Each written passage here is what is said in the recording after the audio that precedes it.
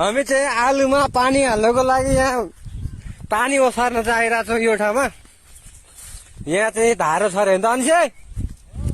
हो यहाँ धारो छ अरे। अब यो धारो खोइ कहाँनिर धारो देखा त?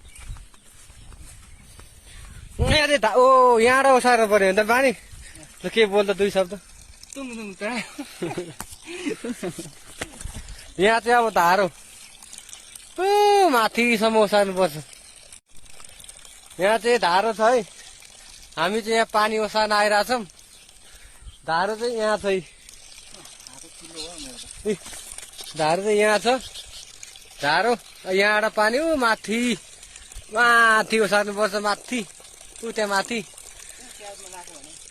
खै कहाँ ल्याएको छ? प्याज कुन चाहिँ हो? यो पानी चाहिँ यो प्याजमा लागिरहेको रहेछ। यो प्याजमा लागेको पानी चाहिँ हामी यतै बाइपास गरेर माथि त्यहाँ माथि लाँदैछौँ। म भर्ने काम गर्छु, तपाईँ बोक्ने काम गर्नु। आज हामी गङ्गोटो खोज्न आएको। गङ्गोटो चाहिँ छैन। गङ्गोटो कहिले खन्या रहेछ?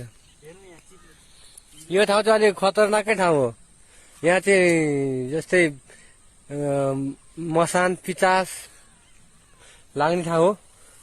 अस्ति केही समय अगाडि 4-5 महिना अगाडि एकजना यही हाम्रै घरनेरको मान्छेलाई पनि यहाँ लागेको थियो। अनि फुकेपछि ठिक भएको थियो। म चाहिँ पानी भर्छु। यो अनिसे भन्ने तोरी चाहिँ ओसार्छ। सजिलो बनाउनु। यहाँको पानी चाहिँ हामी त्यहाँ माथि लाँदैछौँ। यहाँ गङ्गोटो हेर्न आएको है। गङ्गोटो चाहिँ यहाँ हेर्दैछ भाइले। भेटिस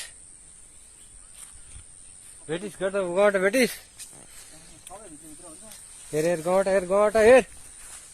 गङ्गोटो भेटिएन। गङ्गोटो नै भेटिएन यार। कहिले मारेछ? यहाँ त अस्ति नै त सुशीला आन्टीलाई उयो भयो भने होइन, भूत चढायो भने होइन। यहाँ त भूत पनि यो ठाउँ चाहिँ अलिक डेन्जरै ठाउँ है। यो ठाउँ चाहिँ अलिकति डेन्जरै ठाउँ हो। यहाँ चाहिँ अस्ति एकजनालाई चाहिँ लागेको थियो। यस्तै के लागेको थियो, पछि फुकेपछि ठिक भएको। यो ठाउँ अलिक डेन्जरै ठाउँ हो।